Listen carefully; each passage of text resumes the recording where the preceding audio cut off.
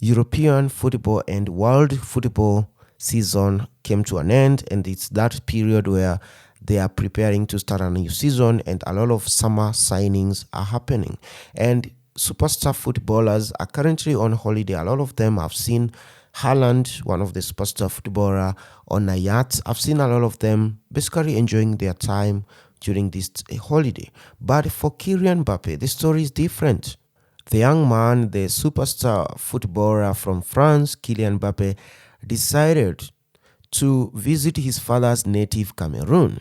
And I know there have been a lot of media stories and speculation that Kylian Mbappe has refused to renew his contract with his current club, PSG. And there is a talks that he wants to go to Real Madrid. Others are saying that he wants to sign for Arsenal.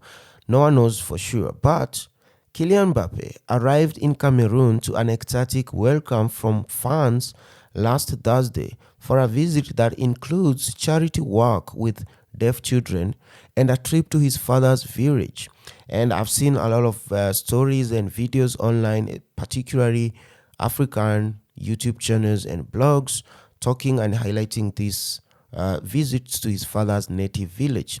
And it was a beautiful scene to see where Kylian Mbappe drove from the capital Douala in Cameroon through places that have no roads, muddy roads, to deep into the Cameroonian countryside to where his father came from.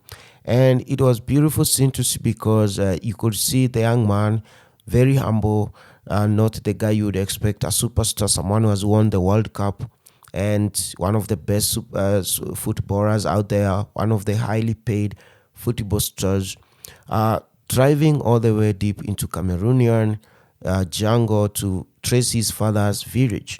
And he looked actually not out of place, but he looked like someone who's used to coming there. He looked like people from around there in traditional regalia. And he went to this meeting with the villagers. There was a lot of speeches being given about the work he intends to do there. So it was a beautiful scene to see. And I understand as an African, it's always sometimes a good thing to trace your ancestral origin. Oh, I feel proud. I feel proud to be here. What I said before in French, it's an honor for me to be here, to be in the country of my origin, to be with my family, to see all the people there. And they show me some love. They show me all the thing, and I'm really grateful for everything. Today was a great day. Yesterday was even better. So I'm so happy to be here, and I hope to enjoy my day and the day after.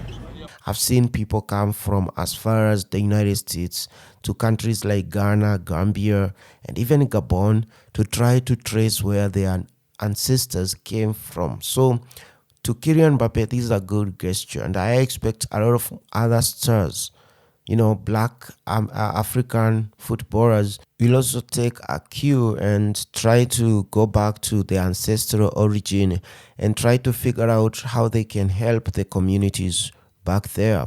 And I'm not saying others are not doing it.